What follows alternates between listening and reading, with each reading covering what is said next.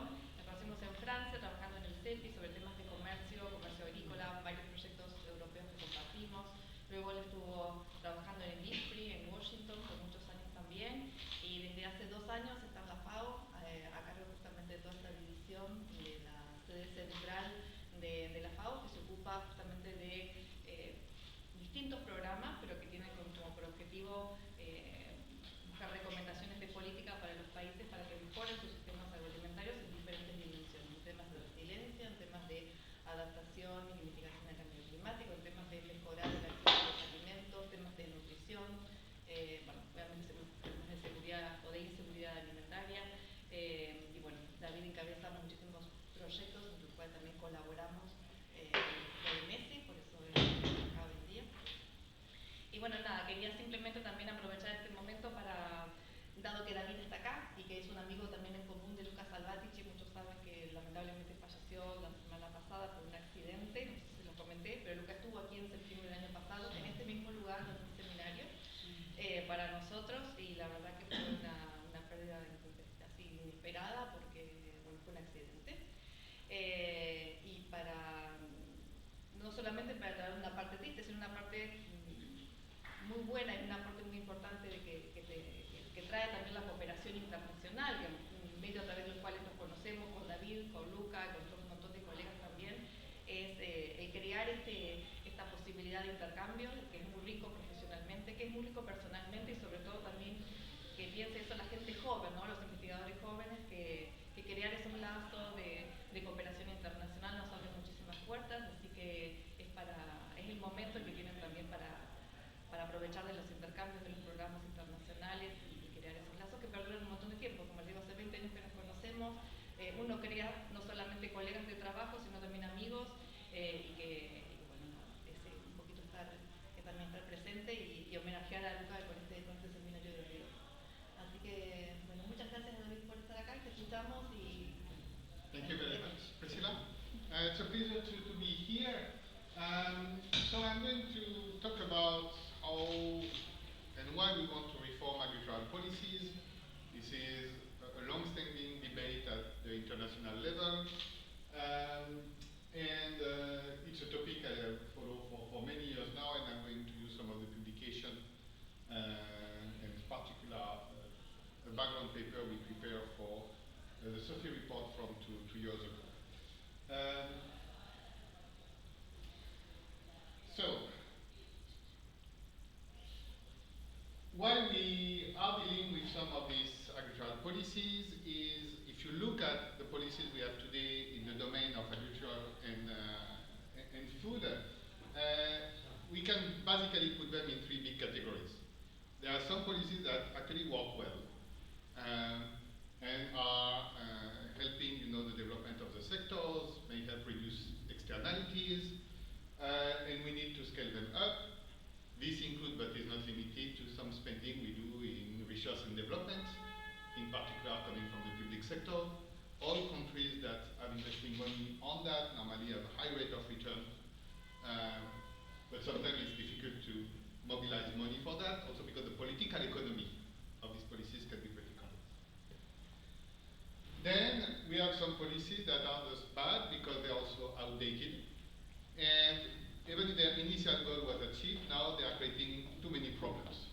So you can say, oh, we are subsidizing irrigation in order to make the initial investment, but now people are overusing water. And so we will need to maybe not stop them completely, but change the way they are implemented. And there are the ones that are here, I call them ugly, because they can be associated with corruption. So a lot of the fertilizer subsidy around the world are associated with different kinds of corruption, large scale, small scale. But also some have very negative impact. So I was talking about irrigation, and we still know that irrigation needs to be done, but fertilizer subsidies, for instance, not only lead to corruption, but a significant amount of bad agronomic practices. If something is free, people start to waste it. Now, of course, we have this diagnostic about the different type of problem, but if if you want to reform policy, also you need to make a case for it. Because reforming policy has a political economic cost. And on one hand, you want better policy also to make sure that you have the right enabling environment to invest in agriculture and agri-food system.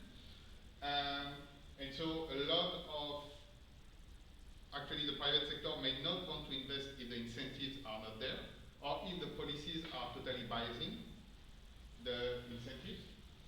We want also to make sure that the public money that we use today in agriculture is used efficiently. You can talk with the Minister of Agriculture, but in many cases the person that matters is the Minister of Finance. And so if you start to say, okay, the agricultural policies are creating pollution, are getting people overweight, and the Minister of Agriculture say, I need more money, the Minister of Finance say no. Okay, that's enough, let's cut. Now, there's very few countries that don't invest big money in one way or another in agriculture. Most of the countries that don't spend money in agriculture is countries that doesn't have money to spend. As soon as countries have money, they spend money in agriculture. So the point is to make sure we can spend it properly, including in a situation where public money can be scarce. Now, yes, let's move to this one. Also, the way that we were looking about the goal of agricultural policies has evolved over time. 50 years ago, in a world of scarcity, the goal was to produce more staple. That was basically the Green Revolution, okay? We need to increase production, so let's pump subsidies. You see it in India, you see it in the European Union. After the Second World War, the European Union was a net food importer. In 20 years, with a very active policy, that become the net exporter of food in many, many basic commodities.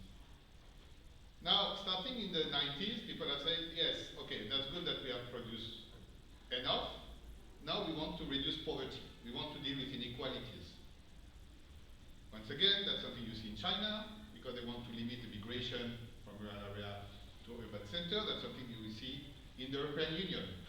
How to support the farmers' income. We don't want them to produce much more, we just don't want them to be poor. Because actually, even in Europe, farmers are on the low-end distribution of income. Starting in the 2000s, people have said, oh, but we need also to make them green. We want to make sure that we are not deforesting to have more cattle, we want to make sure we are reducing emissions. And I would say, starting in 2010, people say, oh, but the food we produce can make us sick in some case or lead to overweight. And so we have added more and more goals to what farmers should deliver on and what should be this policy assessed for. So that makes the story much more complicated, okay? You want to produce more, you put an output subsidy, the more you produce, the more you get. Simple incentives. Now, getting healthy diets is more complicated. Because that's not even the farmers that are responsible for the diets, okay? That's the consumer. So that starts also to rethink a bit where we intervene. Is it about giving money to farmers? Is it going to give money to school to make sure that kids have a healthy diet and that we can give them good school meal programs? And if you have a limited amount of money, that's where the issue is important, and that's where we want to also use models. Because all of this is pretty kind of complicated, okay? Using subsidies, using tax, is going to influence, where we produce, what we produce, how much we produce, and also how we produce.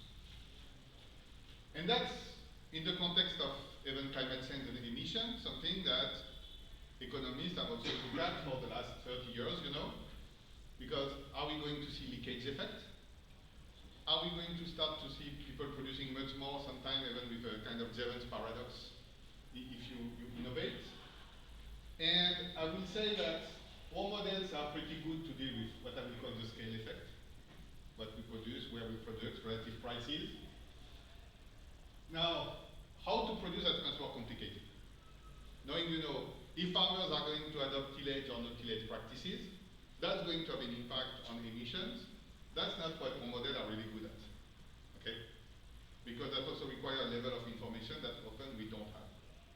So, in what I will be talking about today, I'm mainly looking at only the 3 boxes. And knowing that we are going to talk about subsidies, that is what we call also domestic support, is how you change your incentive for your producer and your consumers. But some of this will also be related to border measures, taxes, export tax, import tax, export subsidies. Because that's the type of policies we have today. And just here, that was in 2017, but that gives you an idea of the magnitude of the different boxes we talk when we talk about policies impacting the agri-food system. So in 2017, that was about $700 billion of distortions. But all of this is not subsidies. I want to make it clear, okay? And sometimes in the policy debate, people are confusing this. You have one part that is about basically what we call payment to consumers, that are subsidies to consumers. The 2 giants in the world doing that are the US and India. Okay? And we are talking about 50 to 70 billions, at least under the previous administration, of food subsidies for low-income people in the US. And in India, that's a bit more difficult to assess, but we are talking about 30, $40 billion or so. Because India is going to buy food to farmers, sometimes at a price that can be higher than the market price, not always. Actually, many years on a row, India can buy the food, so the rice, the millet, the wheat with farmers below the market price. Okay? But the farmer doesn't have the choice. They have to sell to the government. And are going to sell to do public food distribution, also at a price that will be below the market price, and that's how they manage the fiscal imbalance. But so, as you see, we are talking about more or less $200 billion of transfer to consumers. You can see them as social programs. Now, some countries, as I said, the US, India, are really giving money for food, when other countries can just do more broader social protection. And so, in Europe, people will also give money to the poor people, but will not say, you have to spend it on food. So that will not appear there. So also that's sometimes how we draw the lines. Then you have the general services, so the green part, so that's the policies that are about financing research and development, veterinary services, large-scale irrigation program, basically what the government is doing to support the agricultural sectors, but not specific to a commodity, not specific to a producers. And then we have these 2 boxes, the yellow and the orange one, that's what we call the producer support estimates. The yellow is really the amount of money that government gives to farmers in order to produce more, sometimes actually less also, we have to be careful. It's just money given to farmers to do something. And then we have the orange part, that is the market price support. It's how, by playing with tariffs or non-tariff barriers, you are going to bring the domestic price above what will be a reference price or undistorted price. And so basically your farmers sell at a higher price than in a free market, for instance. And that changes their incentives. That make them producing more than without that. But that also means that consumers are consuming less, because you are modifying the market price. So it's good for farmers, and it's bad for consumers. Sorry, David, tariff rate quota are included in market price support. Now, the question is which of these boxes we can play with, and how we are going to move the money around. You can start to move it from one product to another. Do we subsidize livestock or fruits and vegetables? Do we actually provide seeds? Do we subsidize fertilizer? Do we just say, we are going to pay you by ton of wheat? Are we going to pay you by ton of organic wheat? So then we start to change a bit how people produce. And then at one point you can discuss, are we moving the money around? Okay, that's politically sensitive, in terms of, development, that's a question. Also, do we want to invest more collectively in some global public good? Like research and development, If you do some genetic innovation, then anyone in the world can pick them.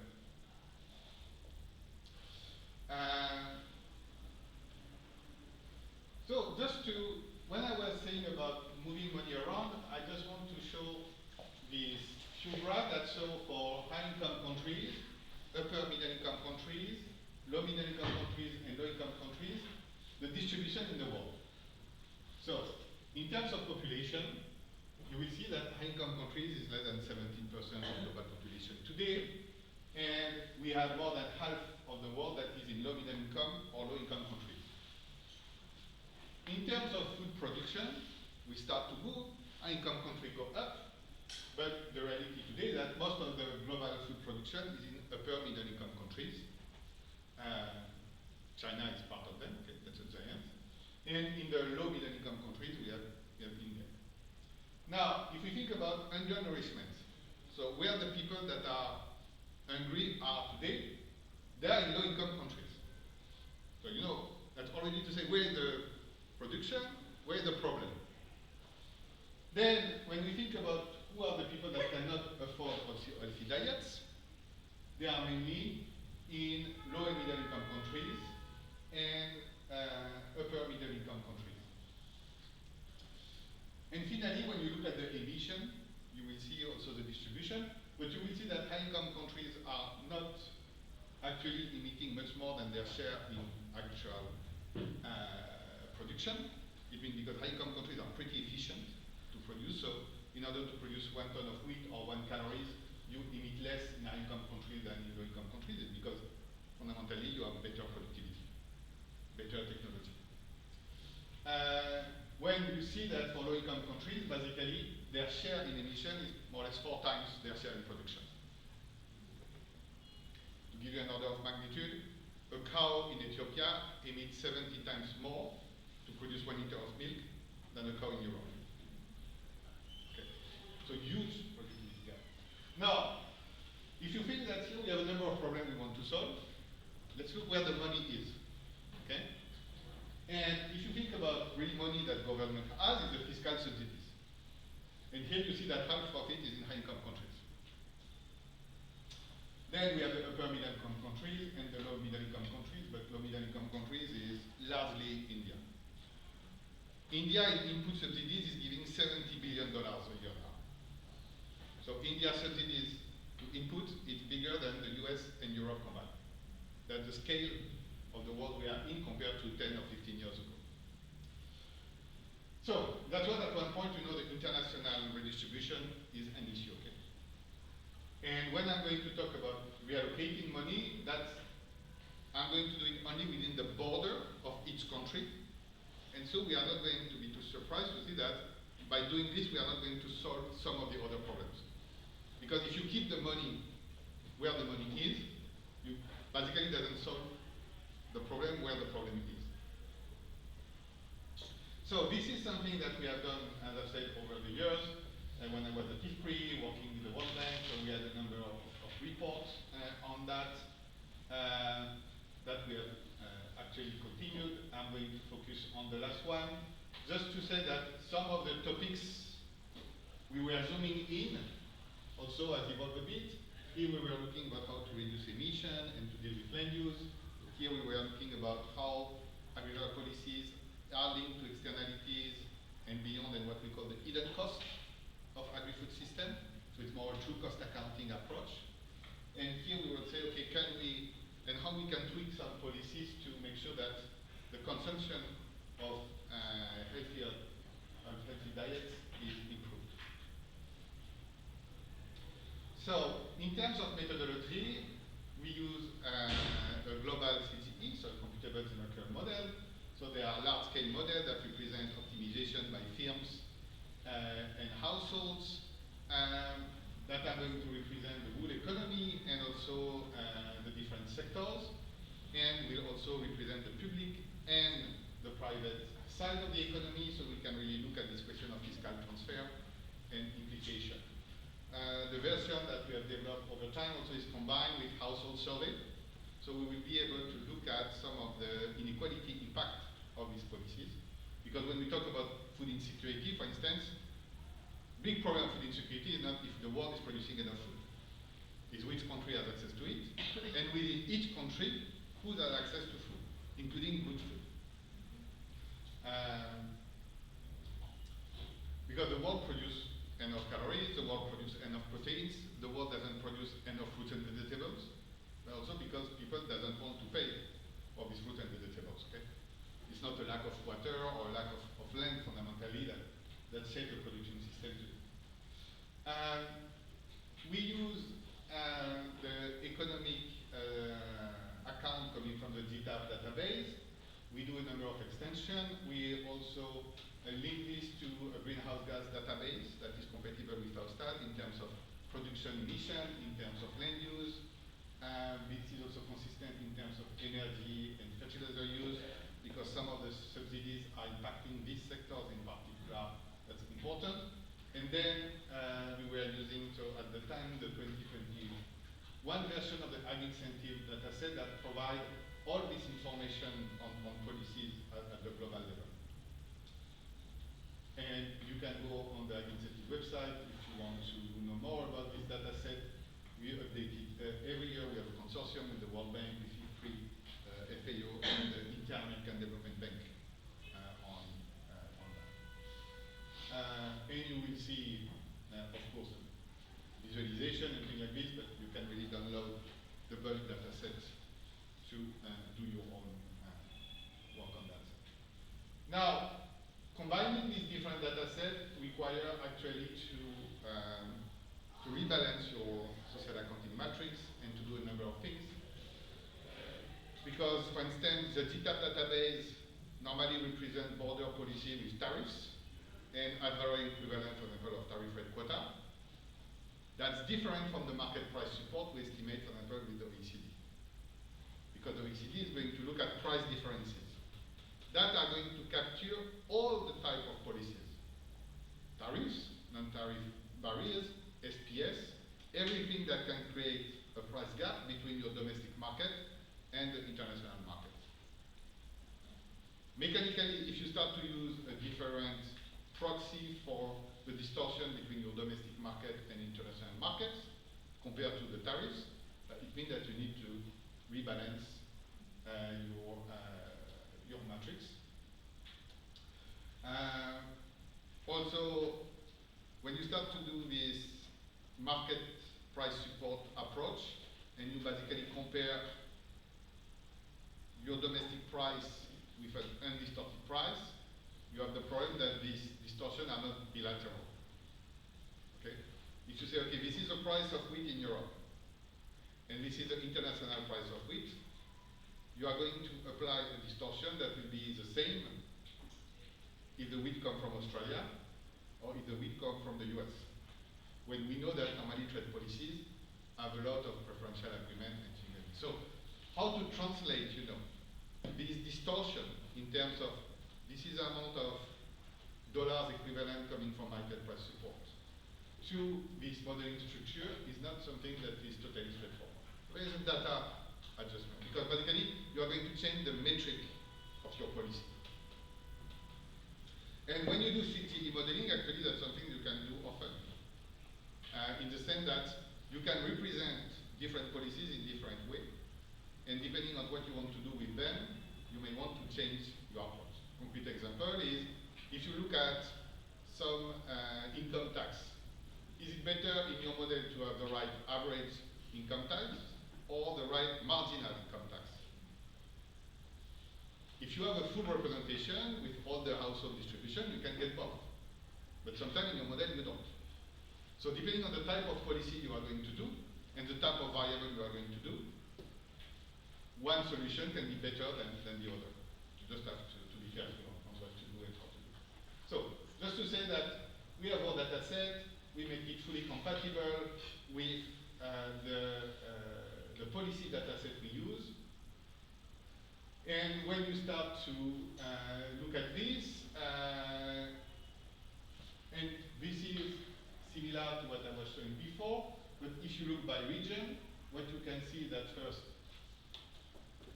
Yes, most of the support in agriculture are actually concentrated in Asia first, then in the Americas overall. But Latin America is just 1/10 of the money in America, so it's basically US and Canada. And Europe as a whole is relatively similar to Northern America, basically. This is total support, so both market price support and fiscal support, so subsidies. If you start to now move to fiscal support, you see that the subsidies given to farmers are smaller, and that's where you start to see that Asia and Europe become bigger, and that's the big difference between Europe and Americas. I mean, Europe still give money directly to farmers, when both Canada and the US are still using a lot of market price distortion to get where they want to go. Now, if you look at the nominal rate of protection, it's basically the market price support compared to your value of production. Still quite high in Asia, 8%. So basically, if you want kind of tariff equivalent compared to not the value of your import, but the value of the production. Okay? How much trade distortion you have compared to your production. 8%, smaller with US, Europe a bit stronger, and Africa is negative. So here it's something that we are used to know is African farmers will be better off if they will get world price. Okay? Most of the African farmers, due to many disruption and distortion, are selling at a lower level than the world markets. Because there is a lot of export restriction, this type of thing. The rate of assistance now is when you combine both the fiscal support and the tax support, and that's where it's very high for Europe. So when you do the ratio between the support and your value of production, you get the fact that basically for $1 of real market value of the production, 24 cents are given to farmers. I mean, any country like Norway, it's actually more than 100%. So it means what? It means that the farmer's income is composed at half or 60% of the consequence of policies. And after we have a bit of distribution. So, also we are using a dynamic model, so we are making this change between now and 2030. And also it's important because the world is changing fast, okay? As I've shown you, the share of high-income countries is going down, upper middle income have increased. I mean, Africa also, in the next 25 years, is going to move from 1.2 billion people to 2 billion people. So, looking at this policy reform, especially when we talk to policymakers, it's important to do it over time. Because first, we are not going to get a new complete change of policies overnight. So it's going to take change. So sorry, it's going to take time to change. But also, the world is going to evolve. And so we are projecting the world in 2030. So we are seeing, okay, how undernourishment is going to evolve. Here it's going to be around 6.7% of the global population in 2030 that will be in chronic hunger. We will have more than 1/3 of the population that cannot afford healthy diets. And here's an issue of gaps, like a poverty gap that applies to healthy diets.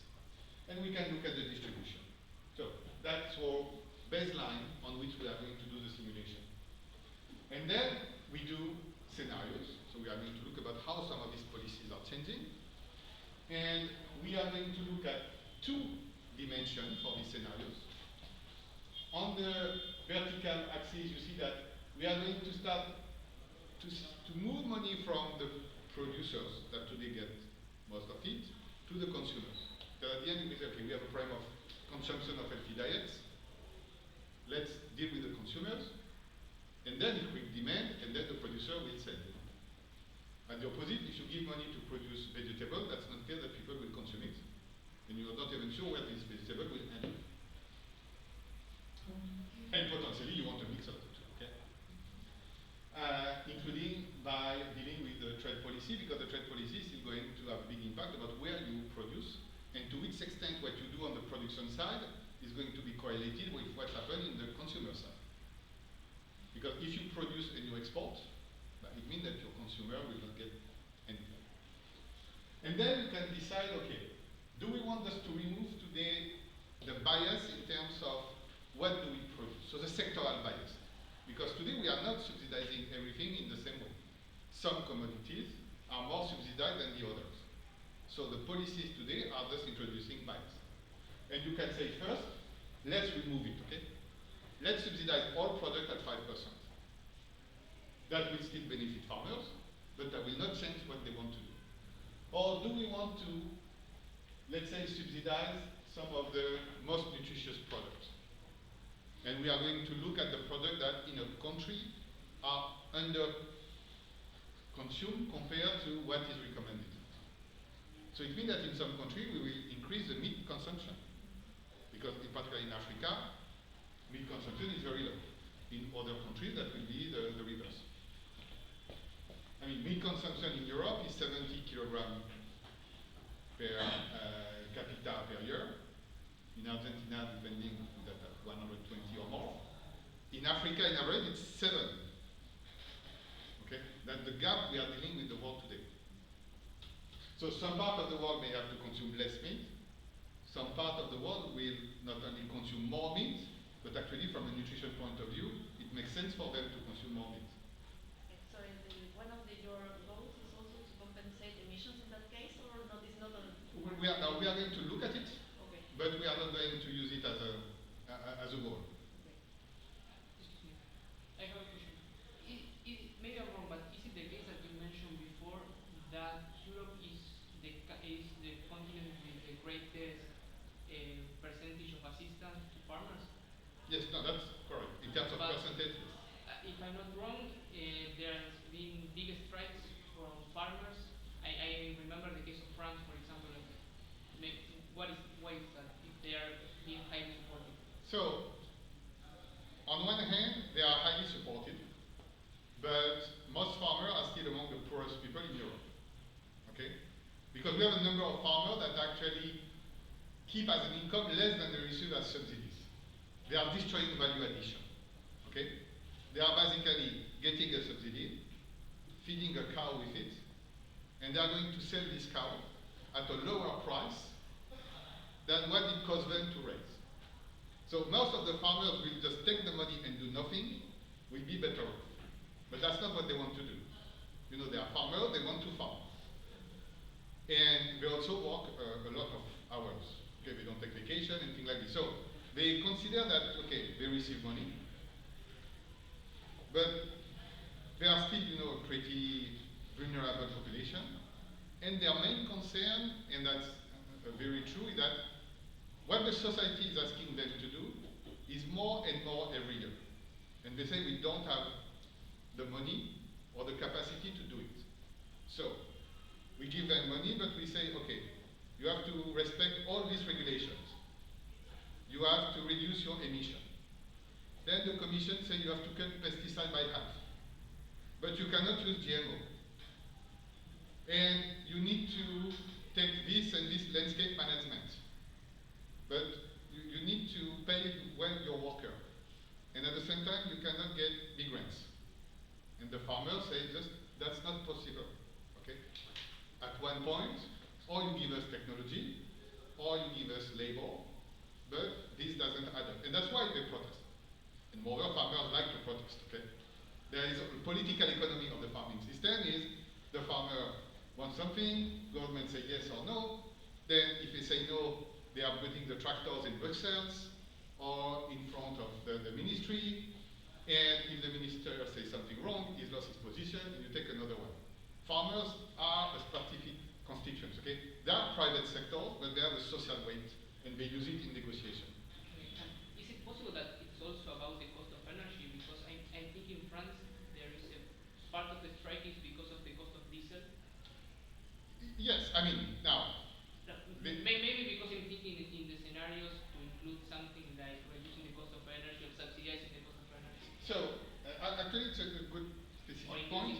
In some of the subsidies we are talking, let's say here, in payment to farmers, in OECD we are counting the tax rebates they have on diesel. So in Europe, you have high level of tax on gasoline, on diesel. The farmers are exempted. like the fishermen. I mean, there is two groups that have very specific role. They are fishermen and farmers, okay? In Europe, it represents a 3 billion tax rebate, okay? And then the government in many countries say we are going to remove it. And it makes sense to remove it, okay? Why you want to have a green policy and you still not tax one source of emission? But then the farmers say, okay, we need to be compensated, okay? If you ask us to pay 3 billion more on this, because also it's an energy-intensive sector, then they want to say, okay, we want a compensation. Sorry. They want a compensation for many things. Yes, just one question. You talk about the subsidies to producers, to consumers, and the mixed approach. But basically, the two first cases, you are talking about different countries which would be the target, because in the first case, subsidies to producers are basically in high-level, high-income countries. Latin America has no subsidies to show that. Yeah. So I would like to understand better the mixed approach. Yes, so, not all Latin America doesn't have subsidies. I mean, Mexico has subsidies. Brazil is giving 20 billion in capital discount to its farmers by lower interest rates. So, just to say that as soon as countries have a bit of money, they are doing it. Now, it's at a much lower rate than other regions. No question on that. In the mixed approach, we still keep the money within each region. So it's true that in the scenario you are going to see that some countries are doing nothing because there's nothing to do, when other countries are going to do a lot. And that's going to create kind of cross-border externalities. Because the fact that you are not doing anything, if your neighbors start to do a lot, you're still impacted. And that can be positive or negative. And that's why at one point also, linking this to international negotiation or at least international coordination or cooperation is going to be important. Because then you will see people, for good reason, say, it's unfair. And that's why discussing all of this, for example, all this repurposing at the WTO is a minefield. Okay? And for example, a lot of the Latin American countries say, we are not even going to engage on that. All of this is just a new way for you to give money to your farmers. Okay? And that's a red line in discussion. That is not wrong per se. I'm not here judging anything. I just bring in fact and to understand the point part. Because you can say, in the Europe, people cannot take this money out of the farmers today because that's socially not acceptable. That also politically with what's happened in Ukraine, the fact that Europe still want to produce food is something they consider as a national objective. That also, people in Europe are not blind, and one way to deal with this is just to wait. Because we have a lot of old farmers that will not be replaced. So you are not going to fight with them because in 10 years they are out of the market, okay? And your European Commission is not going to create a fuss for that. Over 20 years, the number of farmers will be cut by half. That's the reality. And they will play with it. But at the same time, in the meantime, we say, okay, but maybe we don't want to have a lot of emission or a lot of pollutions with that, or we don't want to have pig farming in Britain, in France, that kill the tourist industry, because the tourism industry is bringing much more money than the pig farmers. Okay? So this is why they want to do reform, but in a specific way. So here you see an idea about, how when we look at this product around the world, how we are moving between high purity and low purity consumption to start to give, I would say, the high purity will be subsidized more than the average, much more, and the low purity less. And so you see that all around the world, basically, you want more fruit and vegetables. Not everywhere. For instance, in the Pacific Islands, people overconsume fruit and vegetables. Japan has even an upper bound on the amount of fruits that people should consume, because too much fruit is too much fructose, and it's actually a concern. But basically 95% of the world we underconsume fruit and vegetables. At the same time, there's very few countries where you still want to create more staples. But we still have countries where today there's not enough. People have caloric deficiency.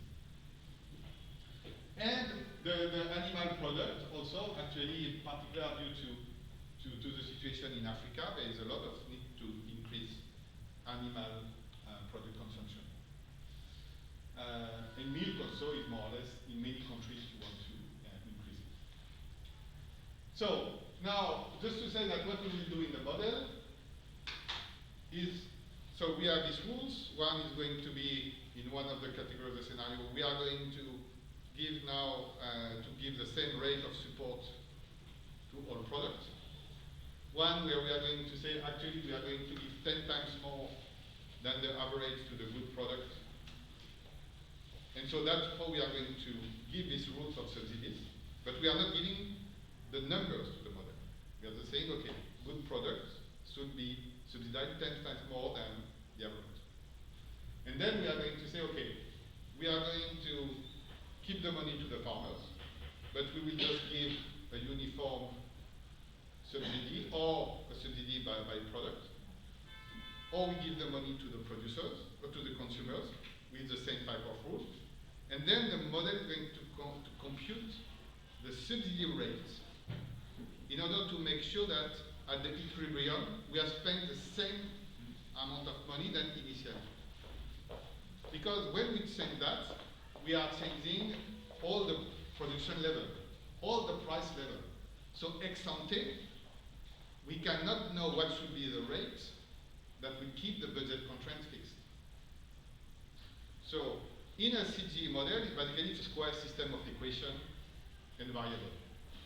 So here what we say is, in one country, in the simplest case, you fix the public spending and you compute the average subsidy rate that will give the same money to farmers. When traditionally, when we use this model, we say, oh, let's change the subsidy rate and see what's happening. So the core things is we are doing things that are fiscally neutral. And we use the model to find the vector of subsidies or tax that will respect the rules that we give, 5 times more, 10 times more, and that's the fun part of this model. So, just now to give you some illustration of results. Here, what's happened is we are just removing the policies, okay? And that's what I want, and I started initially to say there's a good, there's a bad, there's a ugly. So everything is not bad. So let's say, okay, we remove policies, what's happened? If we remove subsidies, first, undernourishment in the world go a bit up. So, not by 100 million, it's 0.08% of the population. So, but it means that the world will produce a bit more food. And in average, some people will get less, okay? The cost of food will go up, so the affordability of healthy diets will go down. We will see a small increase in poverty because the price of food go up, so that's going to be bad. Farm income is going to lose at the world level by 6%. Agricultural production is going to be done by less than 1%. And we are going to see here a decrease in emissions. Basically, we produce less. So, people have less to eat, farmers are poorer, but because they are receiving a lot of money, the impact on income largely exceeds the impact on production. And then we limit this. Now, what we start to see is, if we do this, high-income countries are more impacted, so they are reducing more their production, so they are reducing more their emission. And low-income countries, that basically doesn't spend money, will have an increase of production, less competition on world markets, and an increase in emissions.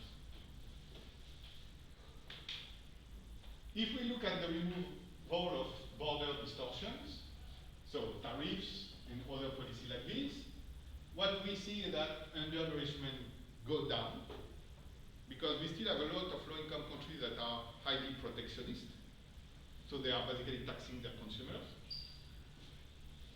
The affordability of healthy diets go up, because actually a lot of high-value products are also heavily taxed, so fruits and vegetables, dairy. Basically no impact on poverty. Farmer income in average in the world will get a bit of increase. Now, what is interesting in terms of emission, and we work a lot on that, the situation can be more contrasting. And actually what we tend to show is that emission can increase under free trade. Why? Because we are going to shift production from the north, or even from China, to other locations. When in the north there is no more deforestation, okay? There is no capacity to do worse than the situation. So basically the idea is you keep production where the damage have already been done. If now you start to remove all of this, a lot of production is going to move to some low-income countries or low-middle-income countries, in Southeast Asia, in Africa, in Latin America, where deforestation is still going to take place. And so that's what at the global level the situation is. Now, depending on specific parameters, we can get a net increase or a net decrease. And one of the key parameters here is, because we are in a dynamic model, is how much technical progress we are going to see in the south over the next 10 years. Because basically the question is today, if you lose 1 hectare in the US of corn production, you may need to replace it by 2 hectares in the global south. Okay? Now, if you look at the productivity gain in Brazil, in Argentina, you see that today the productivity gap is not so high. Okay? So if in the next 5-10 years we are also bridging the gap, moving production from the north to the south will be less problematic. If now you still have a big productivity gap, for each hectare you lose in the north, you may need 2 hectares in the south, and that will mean no deforestation. So that's why, as I say, the net effect can really depend on some of the baseline parameters, but just to say that we know from the beginning that it's not a simple answer. Free trade will be beneficial for emission. No, we don't know. Okay? And that will make also a big surprise. Free trade is maximizing an allocation of resources based on markets. There is no market for carbon. Okay? So, by definition, free trade is not going to get you the optimal allocation of carbon. Okay, now just to move to my last part, you can imagine that we are doing this at the country level or sub-regional level. We are looking at all these dimensions in terms of policies, and we can look at many different variables. So here I'm going to illustrate what I will call trade-offs. Okay? So each of these dots is the result of a scenario. Here, in the space of how affordability of healthy diets increase, so if we go in this direction, we have more affordability of healthy diets. And, this one is not so exciting. Let me take this one. Yes. Affordability of healthy diets and emissions. Okay? So, go up, more emissions, go on the right, less healthy diet. So, what we would prefer to be is to be on the southeast quadrants, you know, where we can increase affordability of diets and reduce emissions. Each of these panels is for a group of countries. You know, the world in average, high-income countries, low-income countries, and so on. And each dot is one of these policy scenarios. So, if I look at this, let me take one case that will be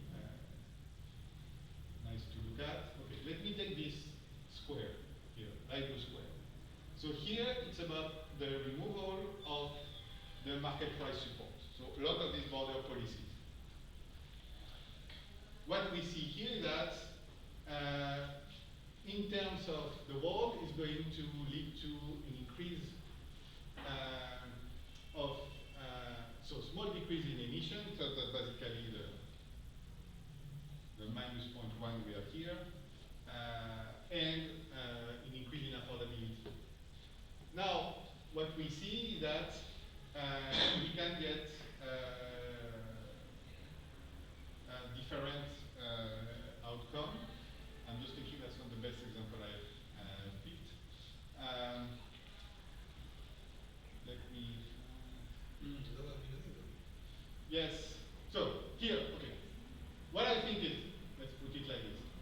Here, what you can see is, let's focus on the on these two panels, because you can see that the same scenario.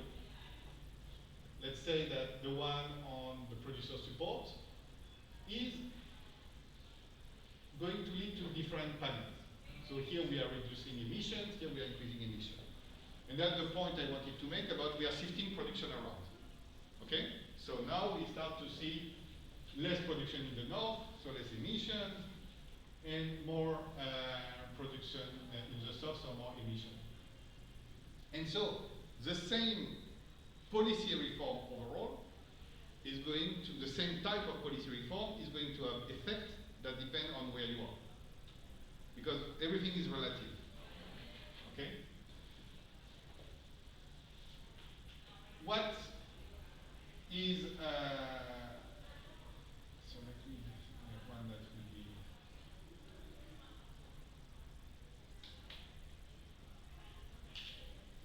yes, let me take this one.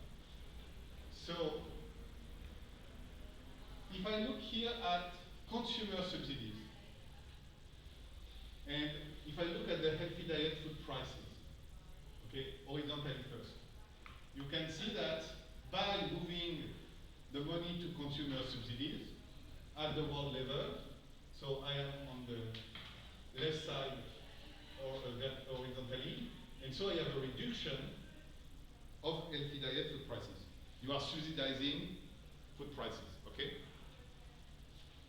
Not in low-income countries. Okay? Why? Because you have the people that have money that subsidize their consumers. So mechanically on world markets, prices go up. You are boosting demand for these commodities. In the countries that have money, the prices paid by consumers is still lower.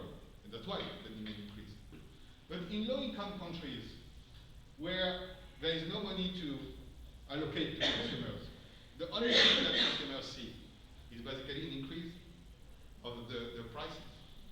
That's the type of quinoa story in Peru, okay? The world wants to eat more quinoa. People are going to eat more quinoa. Price of quinoa go up. People in Peru eat less quinoa, okay? So, of course, in this case, the policy would be to take some money of the export of quinoa and to subsidize your poor consumers to compensate, okay? And with the policy well designed, everyone will be happier at the end because you create more value and you can compensate. But if you don't compensate, you have people that have more stuff. And so there's this question about, do you really have money to reallocate? And if only one part of the world has money to allocate, they are going to change the overall incentive, and you can be stop at the end. Now, in this case, overall we still have, a decrease in poverty, including in low-income countries, because for some of the actually poor producers, they still get an increase in income. So basically, you have people that are going to produce more pineapple, sell their pineapple. So in income, that's going to be good, so poverty will go down. But because the price of pineapple go up, and if pineapple is part of the healthy diet basket, they are going to see an increase in healthy diet. And potentially their consumption will go down. So that's why also, thinking about income and thinking about affordability of healthy diets or consumption of healthy diets is not something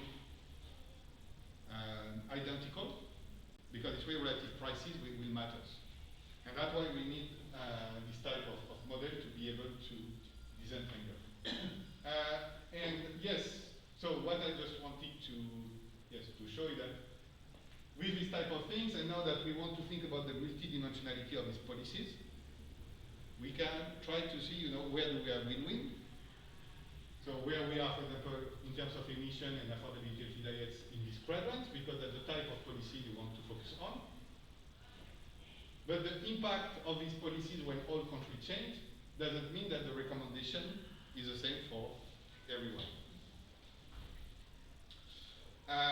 And so, in terms of key messages, so yes, removing existing policies is not going to make the world a better place. And it's not going to regrow trees where we have cut them, or bring biodiversity in places we have destroyed it, okay? Maybe it would have been better to never have this policy from day one, including in Europe, including in India, but we are never going to be back to a world where this policy will not have been implemented. So just thinking that removing them is going to solve the problem we have, no. It's going to create new problems. basically we are in a world of second best, okay? So we're moving to a type of problem to another type of problem, and even from a theoretical point of view, it's very difficult to know on paper what is a good solution. That's why we need applied quantification to see which effect. Reforming these policies can make things better, but we really need to see, what is the pathways, both at the national level and at the international level. We need some coordination. We are going to need also to think about the how we produce. That's not something that I have treated here explicitly, but I already point to the fact that actually your level of productivity, your level of emission factor per unit matters, and so that's where we can bring incentive, either in terms of technology adoption. We are going to move production around, so that's actually going to be to redistribute GHG. The global South technological frontier is something very, very important for all the reasons I have said above. And then the political economy is actually where the big constraint is. Because moving money across border is very difficult. It has always been. You have some case where it has been done. The European Union, in an example, where countries start to put money together and accept that the taxpayer in Belgium is going to subsidize the farmer in Romania. Okay? But that's not something going well. After 30 years, people are still arguing about it, okay? And a country like the UK say finally, no, I don't want, and I leave. We can think about supporting more global public good or regional public good, monitoring animal disease, getting vaccine. That's something that, or developing vaccine for cattle. That's something that can benefit. Central America is looking at it. The Brazilians have done a lot of efforts on this. We understand that there is global cost to not do it. So it's good money that everyone can have a win-win. Now the question is to find this public good at a global level or at a regional level. Then taking money from farmers to give it to someone else, in itself is a difficult thing, okay? Even I say, agricultural R&D is good. But taking money off a farmer to give it to people in the university, that doesn't work well, okay? First, because we can say that people in university can be better off than farmers. Maybe not in Argentina, but in the rest of the world in general, it is the case. Also that, and when we started this work and discussing with a lot of colleagues, some Minister of Agriculture want to have a picture every year giving a bag of seeds or a bag of fertilizer to a farmer. They don't want to make a picture with going and looking at a new seed in a lab, okay? They are not making their political career with that. So, saying, okay, you need to give less fertilizer subsidies and more extension services of development, they don't care. Then actually find a balance. Can we give a bit less and we still have your photo up? So this, I'm not sure why this sentence is not finished. Because it doesn't mean anything. But no, the question is also to make sure that in some case the public money can be used as a way to trigger more private investment. Even in R&D today, what we have seen is the public sector is doing much more R&D even in the US than the public sector. Now the problem is the public authority are taking this as a signal to phase out and not to be more strategic or to be more catalytic. Or actually to go in some crops that the private sector doesn't want to go. Maize and soybean, all the big companies are investing in this because the market is big. Millet, not so much. When actually, millet in Africa is more nutritious, can be more climate resilient. And without some basic level of public research, in terms of genome mappings and things like this, private sector will not even go.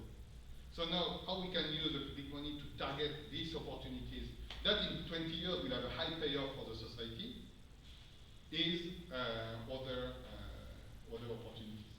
And that, of course, is more about how we bring also technology or technology innovation in this model that For them, here productivity and technology, they doesn't know.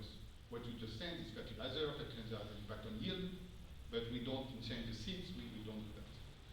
So that's the kind of work we do, and I think how the good modeling is useful, but also need to be complemented, ex-ante or ex-post, with other questions, including in terms of political economy, if you want that the reform that we can advocate for are useful. Because saying, okay, change your subsidies in general, that's not very exciting for a policy maker.